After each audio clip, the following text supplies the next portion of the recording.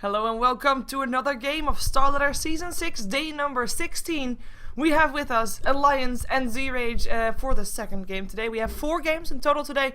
After this game, we'll see Na'Vi taking on Alliance, and then after that one, we'll see zRage again, and then up against Na'Vi rather. And we are here with 3 people to provide you with all the entertainment that you need. We have got K-poptosis. He is our stat man for tonight. We also will have, of course, my co-caster Vykromond. Welcome back. It's good to be back, Sheever. I'm pretty excited for this game. Alliance, always a pleasure of a team to watch. Of course, we were talking about it earlier, and they have only lost since they changed their name to one team, and that's Mouse Sports, and they've lost to them twice. Once at the EMS LAN finals, once yesterday, although they were playing with a stand-in. They have not lost to zRage, as far as I know, but zRage, a team that does have some pretty good upside. Yesterday we saw them play quite well against Power Rangers, I believe, and so they definitely have the potential to, especially if they play very aggressively, try to push Alliance out of their comfort zone somehow. This is best of 1. I mean, the StarLadder group stages are always best of 1, which means that pretty much anything can happen if a team has enough of a clever strategy that they can apply.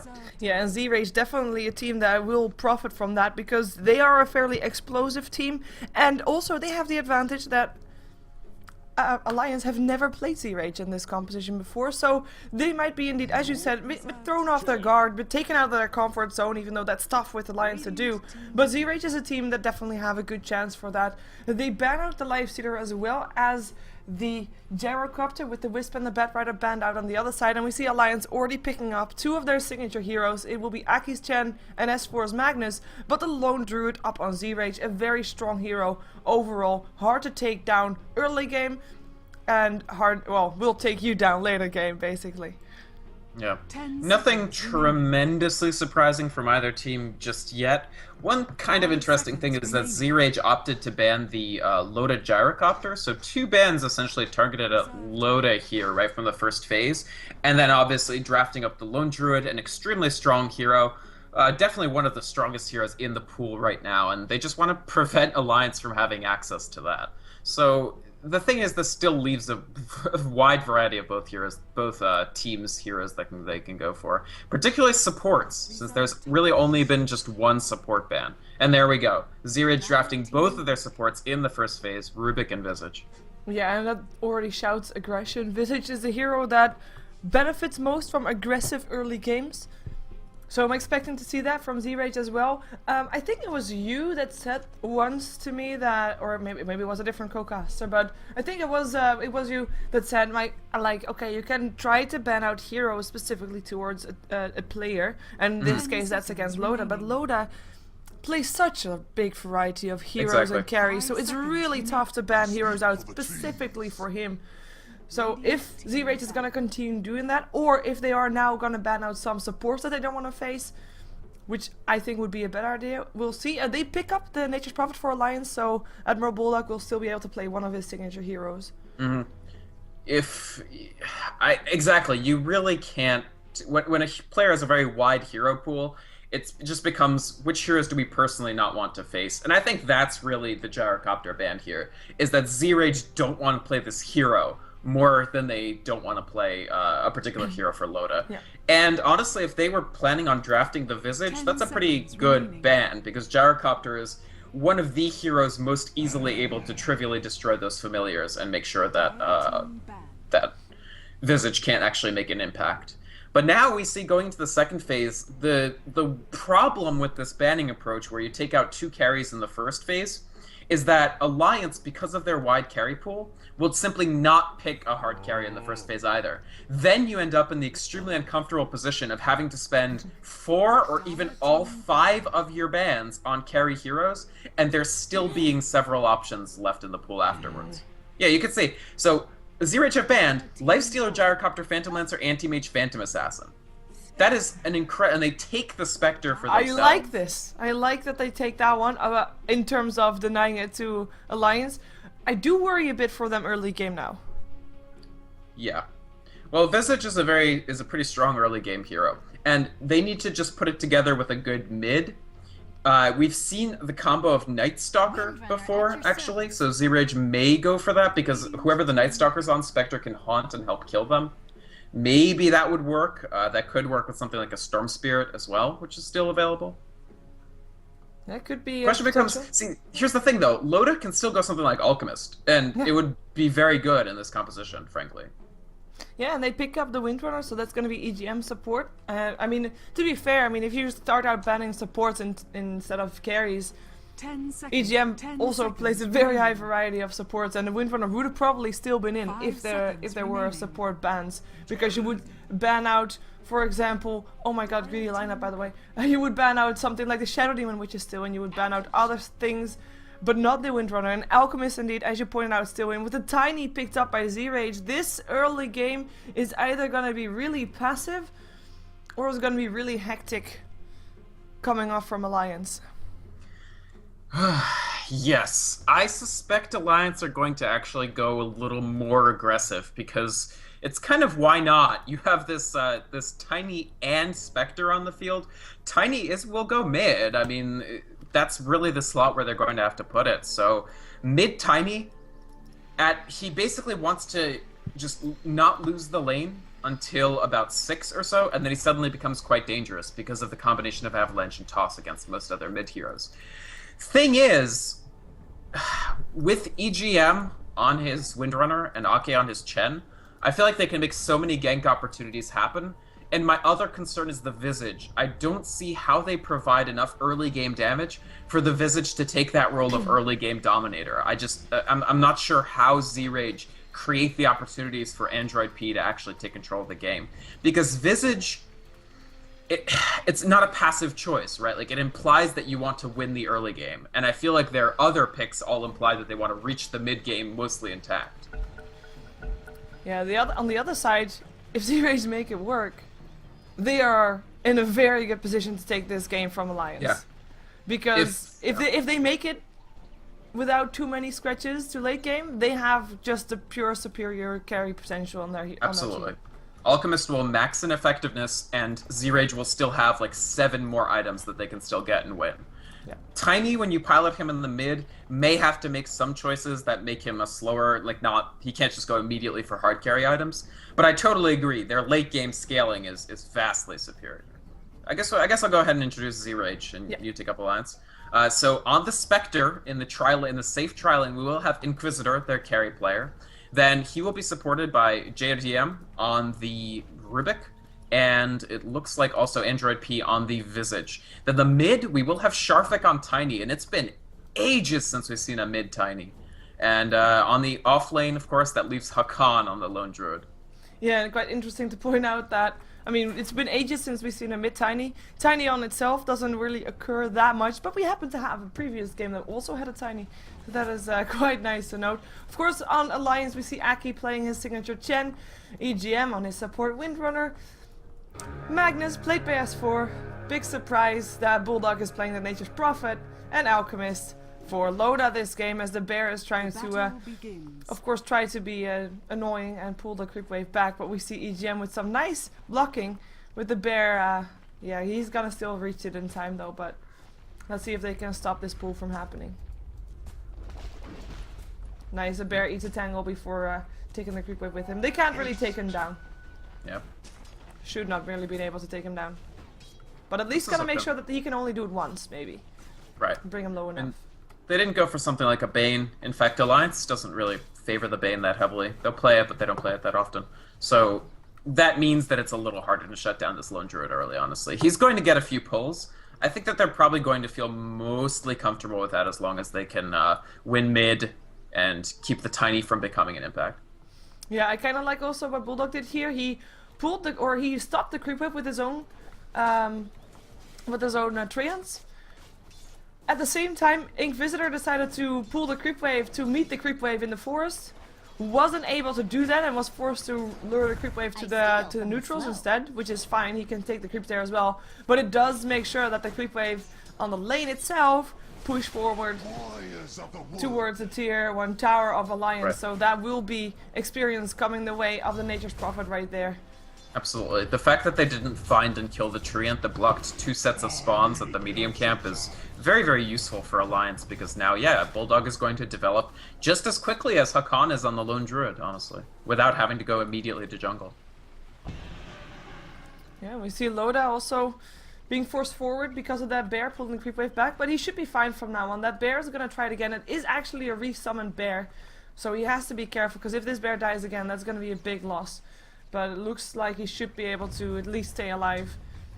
Let's see if he can pull something though. In the meantime, Loda sitting on 6-1, so it did hurt him quite a bit to having to last hit near the tower of the enemy team. And 9-2 for Inquisitor, so zRage slightly ahead in terms of that. And in the mid lane, we have got Sheever getting a lot of harassment from Aki here, because his Harpy Stormcrafter is creating some trouble. Admiral Bulldog, he TP's in. Will there be a Sprout? There will be a Skewer there. Oh, that Triumphs block him. That's going to be the first blood going the way of S4, of Bulldog actually. As we saw indeed that S4 is legitimately the son of Magnus, with a very, very, very high win rate there. Oh, right, yeah. I mean, K-pop's going to have a pretty shocking stat in a bit about that Magnus win rate. Oh, he did? I totally missed it for some reason. I think I was watching the first, but yeah, it's just an incredible win rate. And Sharfik, he played okay there, but we were talking earlier about whether Alliance would take a more aggressive posture, and that's something that they can really, really do. With this Nature's Prophet, with this Chen and Windrunner roaming, it's just, it really gives the Magnus the opportunity to dominate the tiny mid, and in the absence of a strong mid-tiny approach, they're going to have trouble protecting Inquisitor after about 8-ish minutes into the game. Yeah, well, actually, never mind that. Sharfik looks to be, again, under heavy siege. The Harpy Star Color here, as well as the last hit will go to that one, actually. That's Aki taking the kill. And S4 taking a lot of harassment. Visage not able to get the kill, though. The Soul Assumption not enough just yet. Yeah, so actually, I kind of think the Star Harpy Stormcrafter is pretty over curve if you can get it level 1, because it's 140 damage at an extremely long range, and it only costs 50 mana, so his mana pool accommodates casting it more than 10 times. It's actually kind of ridiculous in terms of how much damage. It's like, if it was a hero, it would be one of the best level 1 heroes of the game. Yeah, I was gonna say it reminds me of a specific game, that kind of spell casting, but it won't say that, because we are watching another game. In the meantime, Medfed is trying to get some extra experience here in the jungle, pulling and stacking the creeps. He is level 3 right now. There is a nice stack here, by the way, which he will now pull as well. Probably saves it up for the tiny, or for someone that really needs it more than he does, but at least he'll use it to get some extra experience up his sleeve. And the 90 creep wave, of course. He's not even going to stand next to it. Android level 3 as well, with Aki sitting at level 4. And EGM sitting at level 3 as well. So slightly ahead for the supports of Alliance right now. Mm-hmm. One thing that they are doing a good job of is Inquisitor has captured almost all of the last hits in this lane, which of course it is a free farm lane, but there was a little bit of trouble there where it pushed up into Bulldog, so he's farming well. One thing to watch out for is what the Spectre actually builds. So he's already taken something interesting. This choice of power treads is more of the old school hard carry Spectre approach than what we've seen lately, which is Spectre as sort of a post-initiation cleanup into big team fight. And if you look at his skill build, it's the same story. The Spectres that we've seen lately from teams like Dignitas, from Alliance, and even some Asian teams, have gone much more heavily into Desolate earlier than you might expect. Whereas Inquisitor is playing extremely old-school Spectre. Just Spectral Dagger and Dispersion, no ranks of Desolate, and not building sort of early effectiveness phase boots or something like fast movement speed. He just wants to carry. And so it's going to be on Alliance to kill him as much as possible so he doesn't get to that carry state. Yeah, and up on zRage, of course, to try and build the space for him to actually get that carry potential going. And the one thing that they can use for that is, of course, a Tiny. But Tiny is having a tough time. He died twice now in the mid lane. He is a level behind on S4, who has got that RP ready. So Sharfik not able to come too close right now. He has got a haste rune in his bottle, but he is very low on HP in general, so if he gets caught out, S4 will be able to take that kill. Last hit wise, it's 20 for 6 on S4, with Sharfik sitting on 22 for 2, so Tiny getting slightly ahead there. But I mean, he just gets harassed so much right now. He has to be really careful, as we do have a smoke up from Aki, and he is looking to he's looking to steal the rune. That's what he did. Nice. Even with no kill, that smoke becomes worth it, basically, since they prevent the Tiny from being able to just pick up a bunch of runes and be in a great shape in the lane. Because that would have refilled his bottle. He actually would have been in pretty good shape, to the point of almost, at least being able to harass S4 a little bit. Aki actually still hanging around. Ooh, S4 looking for that RP. He finds it. Here comes the Centaur Sun as well. And a TP in from Bulldog to get some extra experience. And S4 picks up the gold. Has been involved in all 3 kills so far because all 3 kills have been on Sharfik right now. So Alliance pulling ahead right now already. The question is, who will be putting zRage back into the game? Will they have to wait until that Spectre is big enough, or will Lone Druid be able to do something? I'm kind of concerned about, and yeah, Spectre honestly has, even with the new sort of development for Spectre to give her more early game viability, her win rate hasn't been that dramatic, but when she has won, it has been very dramatic victories. I'm kind of concerned about zRage's how much protection they're not putting for Tiny. They had to have realized coming out of the draft that the Tiny was the potential weak link and that he would need additional support, but they haven't really provided it. We haven't seen Jotum or Android P really rotating much around the map to try to generate opportunities. Here they are, 3 just chasing Ake, but he'll get away no problem. He actually has boots, which I think some of their heroes don't. Yeah, no boots on the Visage and brown boots on the Tiny. I feel like they needed to know that they would need to provide Tiny more support, and they haven't really done that. No, and at the same time, that bear is not offering that much yet either. There's still a level 4 up on Hakon here, so no entangles just yet. He is trying to get what little levels he can, of course, up against this lane that is still pretty tough because the Quick Wave keeps being pulled back by EGM, who is, by the way, level 6 as a support, while we see the Visage, for example, still sitting at level 3. That is a big difference right there. And I mean, this is looking to be troublesome, especially now also since Loda, he picked up the start of a Shadow Blade, I would expect, meaning Alchemist is going to be trying to find fights very early on, as the push now happens also on this tier 1 tower. Absolutely. Just give me 1 second, I got a beer. Yes, that is fine. And we'll see if they can really defend this tower, because it's not just these 2 heroes from Alliance coming in. Also Aki, oh, he was thinking about coming in, he backs off though. They have got that ward there, seeing that Rubik actually came in as well. And all of a sudden, they would be on even numbers, so they decide not to go for that. In the meantime, we have Inkvisitor still farming pretty nicely, sitting on 66 for 12. He is keeping ahead on Loda, so really nice for him. In terms of net worth, he is even ahead, and that's important to note, because in general, you'd expect an Alchemist to be ahead on net worth, purely for his Grievous Greed. Now, Loda didn't really expect that, another sign that he wants to fight fairly early. But net worth on Alchemist, you can't really count that the same as net worth on the Spectre. You need to be... Oh, wait a second. That's Sharfik going down. Aki coming up with a Test of Fate to get the kill. That was another RP used, by the way, in the supports, even though they were close by, not in time to help out there. No level 6 on the Rubik. Level 4 still on the Visage. They really can't contribute that much. In the meantime, on the top lane also, that's another kill. Loda didn't even need a stun for that one, just a shackle helping out from EGM. And the tier 1 tower drops, and the tier 2 getting pressured now, as well as I lose my earplugs, and that's very annoying because now I don't have sound anymore. Telekinesis, Loda might be in some trouble. Here comes a TP in from Sharfik as well. Can they get something going there? It looks like Alliance will be back away in time. And there I was with the sound again. Awesome. AGM.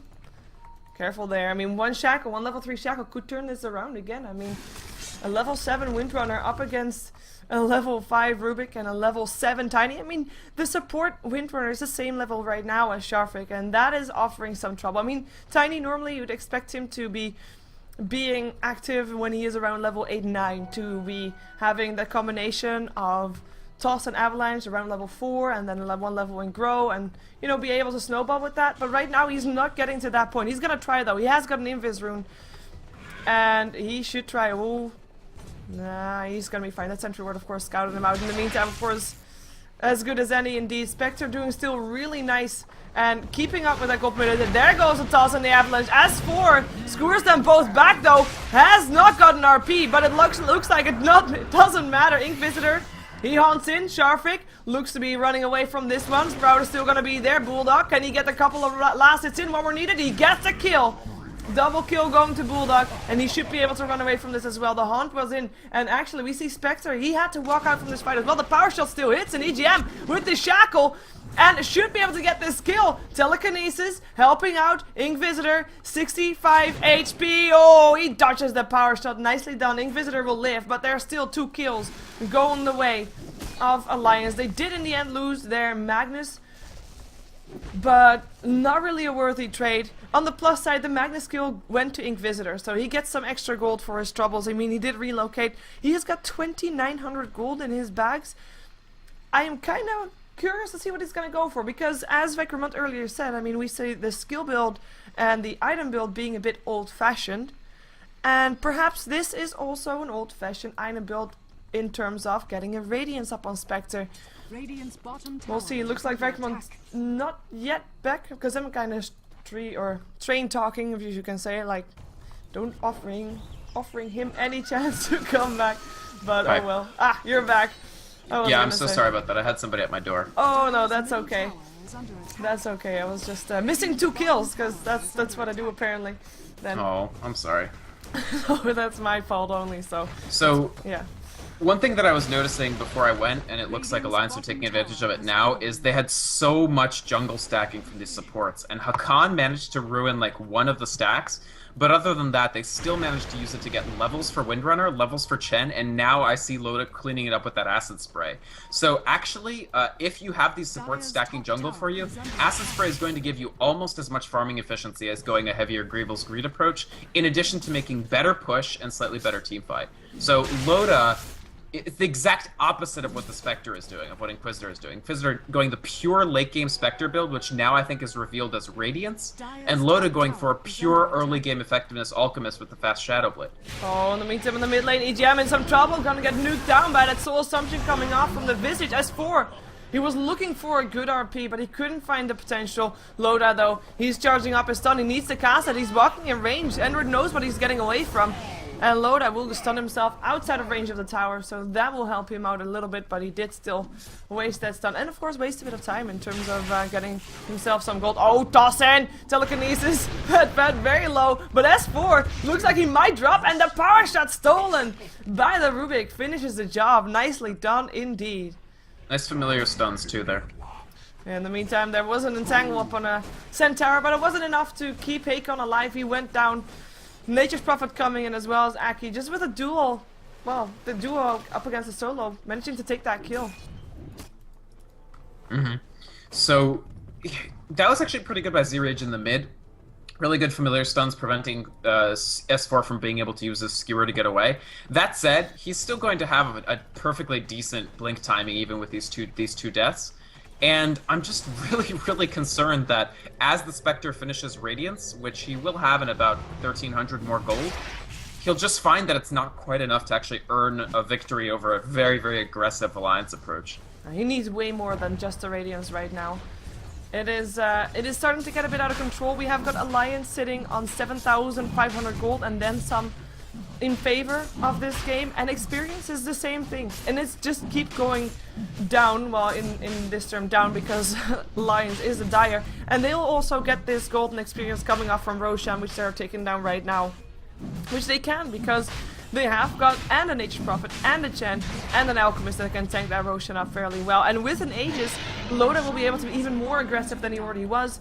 He has kind of abandoned his farming a bit. Even though he'll probably still take this Ancient stack. Might not be that easy though, but Bulldog comes in to help up and tank it with the Treants that he has. And yeah, well, with the overpower, look at that. Loda, he doesn't need creeps. He can just farm this and be looking really fly with this gold in his inventory. Look at that, 2k gold. I agree. No, definitely. It's just... Alliance are building multiple heroes, whereas zRage have really built one. The Tiny has Phase Boots and Bracer, so en route to his drums, but that's it. Hakan on Lone Druid has a pair of boots on the Bear, a pair of boots on the Lone Druid, and Orb of Venom. That's it, that's all he has. And the good thing is that Inquisitor will have Radiance. He may actually hit it around the same time that S4 finds his Blink Dagger. Okay, a little later. But that does mean that S4 will have trouble blinking into fights. So that'll be very useful for them, actually. Being able to prevent the Blink with the Haunt Radiance combo makes it less likely that Alliance lands a big RP. The question becomes, do they actually need a big RP to just dominate these fights? And I think the answer is no, but we'll have to see how the execution fares. Yeah, we've got 2 Shadow Blades, by the way, up on Alliance. That might be causing them some issues later on if zRage starts to counter that a bit more with sentries over the map. Alliance wasted a bit of time trying to go for a possible gank and then push onto tier 2s. on this middle lane, but they weren't able to find the opening, so they back off and decide to just go where the lane is already pushed out. The tier 2 bottom, an easy target, and there's only a couple of birds there to defend it. And I don't think, like you said, zRage is not in any stage yet to really defend this. And even without an RP, it looks pretty grim to try and attempt a team fight right now without having more items up on the Spectre, who doesn't really have her Radiance ready just yet. Right, and the thing about the Radiance is, even once it hits, will it be enough to turn it around? Here we go, Alliance initiating. Yeah, they want to go for the Rubik first. So Avalanche is trying to help out. Here comes a Hand of God though, and it's Rubik that dies indeed. Loda taking a lot of damage. Inquisitor almost getting the kill there, and there goes the Aegis. S4 still had that RP, but the birds, they chase him down. Couple more hits needed, and a Soul Assumption coming after him as well, and that's another kill going the way of zRage. Can they find more? Android, whoa, that really hurts. And the kill goes to EGM. Buyback coming off from S4, wanting to do more, looking for a kill maybe up on Sharfik, but he wisely TPs out. He can't though, because the bot back Magnus interrupted that with a nice square. Avalanche will maybe buy him some time, but the shackle to the trees will hold him in place for the rest of Alliance to take him down, and that is quite a few down for zRage. 2 kills going the way of Alliance, well, going the way of zRage rather, and I say 2, I do mean like 1.5 with getting the Aegis, of course, down. But Alliance taking that fight, they're not going to get anything in return for that fight though. Doesn't look like it anyway. For now, it's simply okay to wipe zRage repeatedly, honestly. Simply because Alliance, even Bulldog has had a very dramatic game this game. 4-0-6. He's been part of 10 of the 11 kills. I think K-pop noted that he has just way more kills than you'd expect for someone at this point in the game. And he's going to pick up items very quickly. He's actually going to be an alternative source of huge auto-attack damage to Loda. And Loda is not going to be a slouch himself. He has been using this acid spray to just farm on these Ancients. Yeah, and even without Grievel's Greed, he is on top of the net worth once again.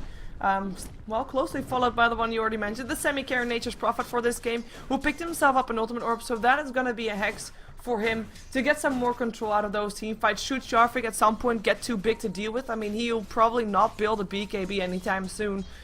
Needs to go for those damage item or an Aghanims even first, as this Tiny does pick up Face Boots and Drums first. But yeah, you can just hex the Tiny and take him down in the meantime with the damage that you have, and in the meantime kite him around or kill him off with an RP if you need to. Avalanche hits on 3, there goes a Haunted as well. Sharfik's still alive. They want to go for S4, they can take him down, they take down Loda as well. Inquisitor with the Radiance almost gets EGM as well, but he should be getting himself out of there alive. But they do take 2 kills in return for none. Yep, nicely done by zRage. Very good. I mean, the Toss Avalanche combo is not to be underestimated in terms of how much damage he deals. If you don't play against a Tiny for a while, you might forget just the fact that it does provide a decent dose of burst, and then when you add Android P spamming his Soul Assumption whenever he can, and Inquisitor coming in with the Radiance, it becomes enough damage to kill your heroes.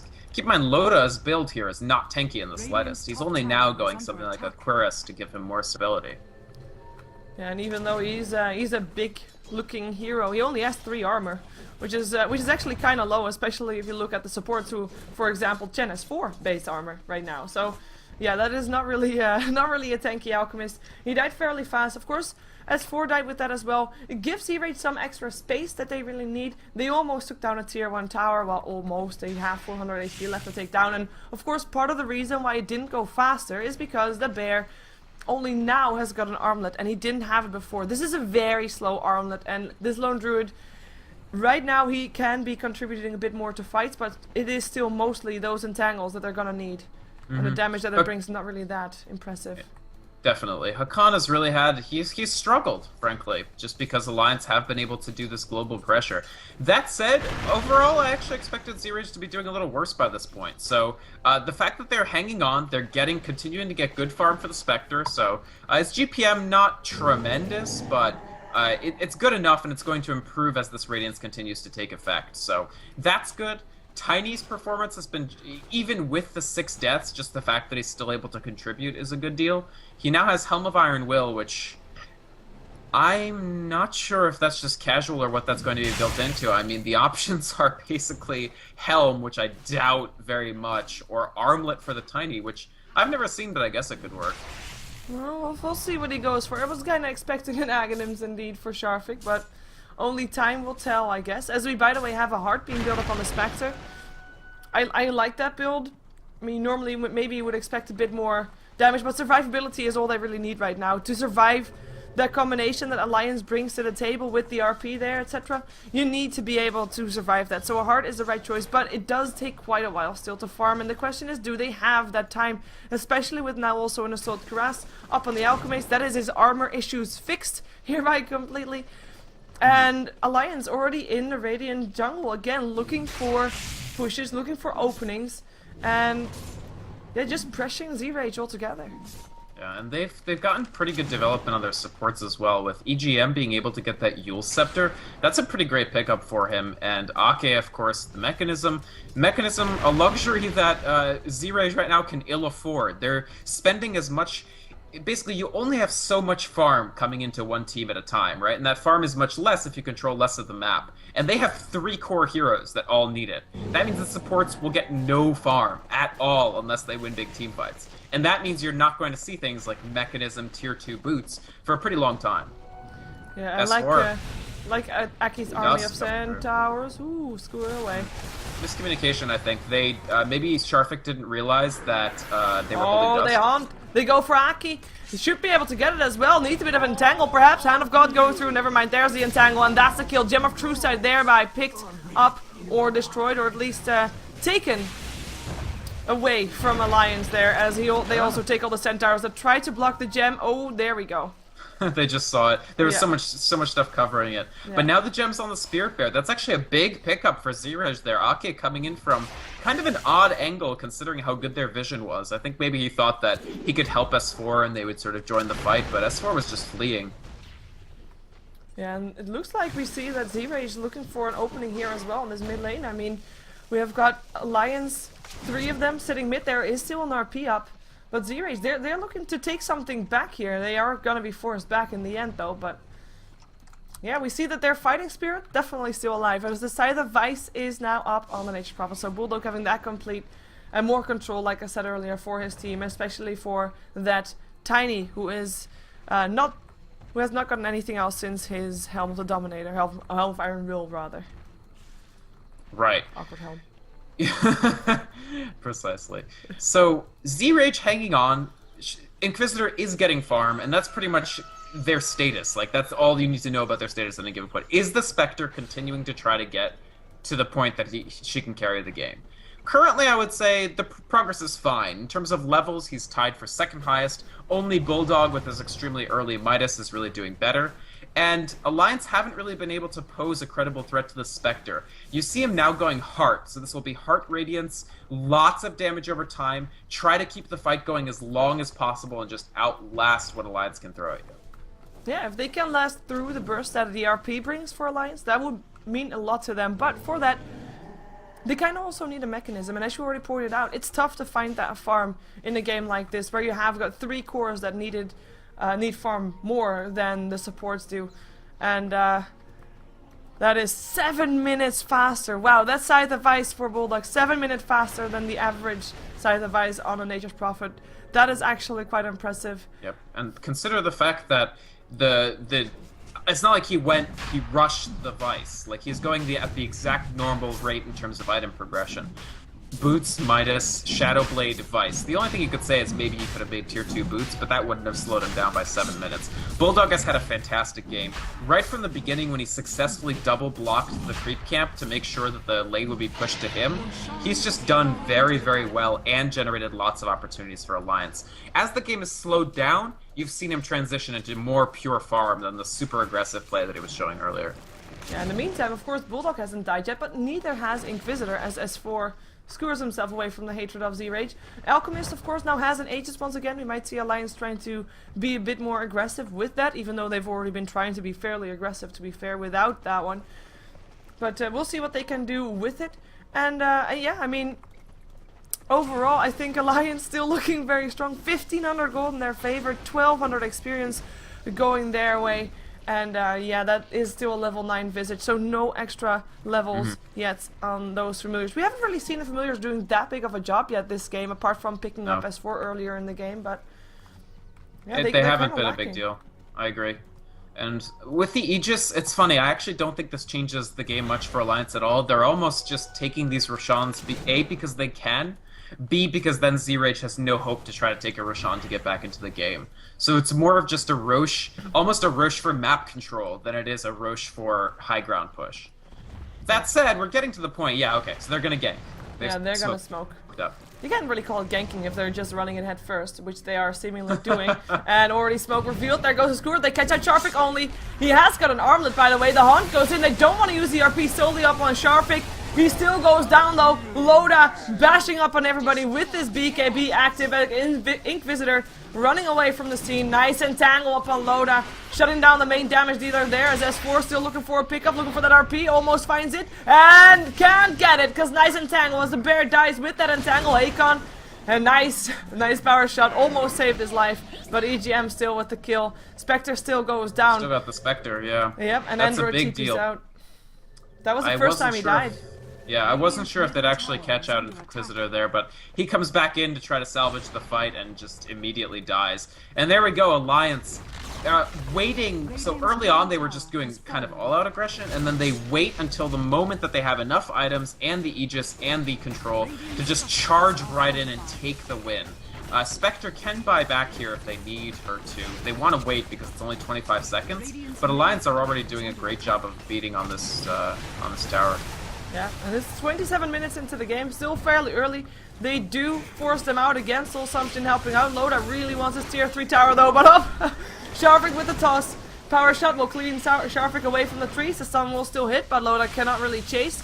Looks like they will still get this tier 3 tower, or not. There goes Aki's creep. Bullock in some trouble. Power shot going through as well, and the Soul Assumption.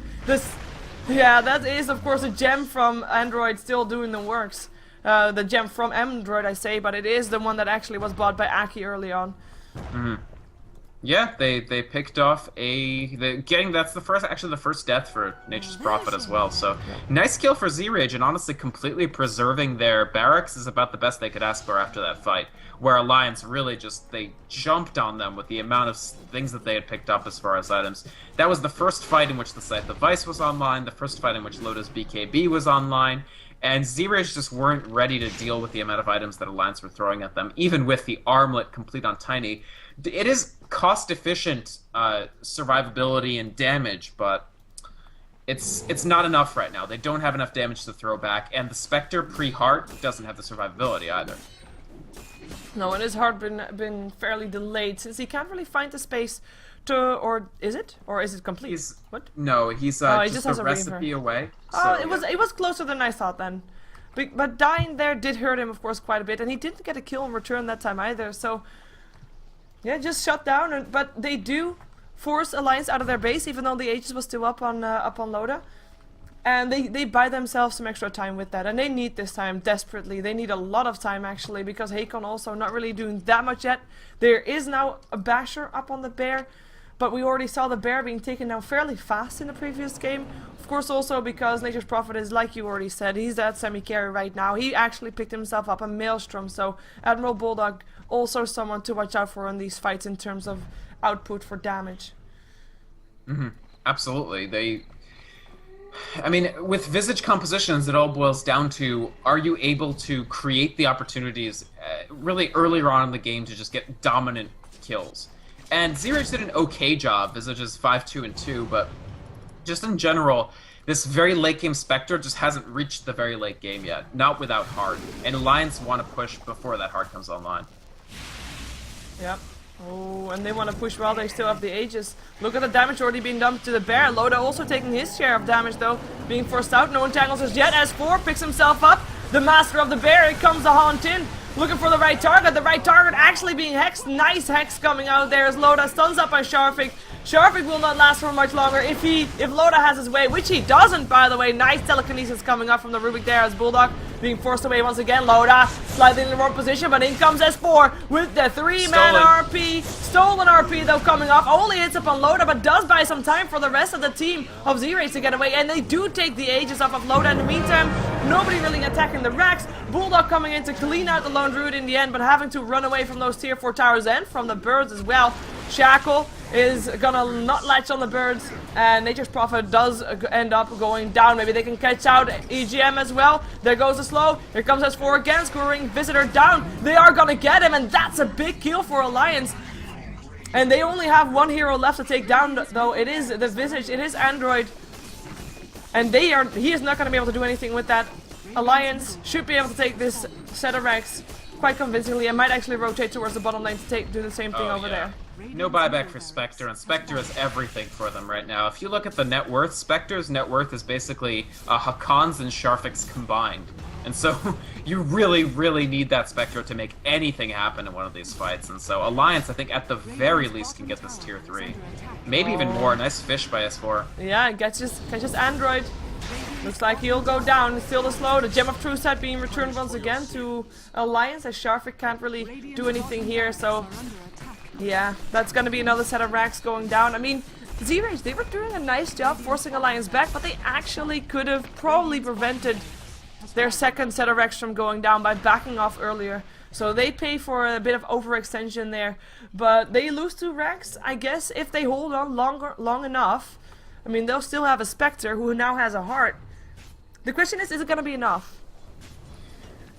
Losing 2 sets of barracks rather than 1 set of barracks, it has to be bitterly disappointing for zRage. You can definitely fight back from a 1 barracks deficit with a team like this. With 2 barracks, I'm pretty concerned, simply because now every single lane, or 2 of the 3 lanes worth of farm, are vastly less valuable, right? So you get less gold as a result of killing those creeps. And they still have 2 heroes, the Tiny and the Lone Druid, who need far more in the way of items to really make an impact on this game. Armlet, Basher, Bear simply doesn't have the attack speed to actually lock somebody down effectively. And Tiny with Armlet is pretty effective for, 20-ish minutes into the game, but at 35 minutes it's very, very ineffective. He's fast moving and he attacks decently fast, but he's just not tremendously impactful. So where are they going to find the farm to make these 2 heroes catch up to where the Spectre is? I'm not quite certain, especially with Bulldog now. He alone can push down a tier 3 tower very quickly. Yeah, and of course we haven't even talked about the split push potential. If zRage at some point does get that fighting potential going a bit more than they are right now, you'll still have that split push that will be able to just take a lane of Rex or at least trade you. And right now, zRage, they cannot trade. And they know that too, so they TP back to base right now after taking a tier 1 tower on the side of Alliance. Their own tier 2 gets taken down. This was basically the last trade that they were able to do unpunished, because losing a tier 3 right now is basically the same as losing a Rax, because as you mentioned, Nature's Prophet by himself should be able to take that Rax down fairly easy if it is a Bear Rax. I mean, this is zRage's last chance, right? They have to pull together a teamfight win in this fight, and what they need to do is A, not get more than 1 person RP'd, B, bring down Loda quickly because he doesn't have an Aegis this fight, but he does have Abyssal, Shadowblade, Cuirass, and BKB.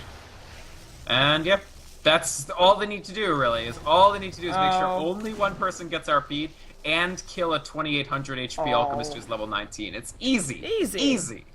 They got this in the bag. Well, we already saw this Bear being quite unlucky trying to hit Loda a bit with the Entangle. Couldn't get it. Loda, by the way, who has got indeed an Abyssal. So, just to add to the power of Alliance. And the Bear, you have to watch out for the Bear trying to deny or to kill a creep and then having an Entangle, because that would be the worst right now. He needs to save that Entangle for when Loda runs in. Can't have it on cooldown. There's just, I mean, it's based on luck, of course, but you can't afford to now Entangle a creep by accident. I mean, there's these small things that can really change it around. It can really make a difference, as the Bear is gonna be hitting on creeps, actually. There he goes on Loda. Avalanche trying to help out, but look at that Bear. He's already down to 600 HP. Soul Assumption doesn't really do much, as the Bear indeed getting forced back. BKB turned on by Loda. Fortification there as well, but he can just continue bashing because, oh, why not, right? Why not, indeed? 8-second charge, yeah. The issue for the Bear right now is it actually has pretty bad armor. He is only receiving armor from the Armlet, and there's no Cuirass on this team, no Vlads, not even a Buckler. So they did go for the Medallion on Visage rather than try to start the Buckler. So actually, when Loda is standing near the Bear and Acid Spray is on the tier 3, the Bear has 0 armor. So he could just bash it down extremely quickly with just the damage from the Alchemist. When a bear is stuck at 0 armor, it has a big health pool, but you can bring it down extremely quickly. So the lack of any sort of AoE armor it's really hurting zRage. And again, it comes down to you have 3 primary farming heroes, which leaves no room for the supports to get anything for the team, like Mechanism. Yeah, it looks like Alliance. They just want to make me be sure, you know? They don't want to be taking any chances. So Roshan taken down and back to the top lane with them. As this was actually the chance that zRage had, or at least they thought they had a chance. They smoked up trying to go for something as the Fusel Blade is almost done up on Spectre. But, well, we're gonna see how far they get. Maybe Alliance doesn't even want to go for the top lane and just go barrel through mid, but they do go top lane. They do know where everybody of zRage is. And zRage finds Bulldog. Bulldog goes down. Can he buy back?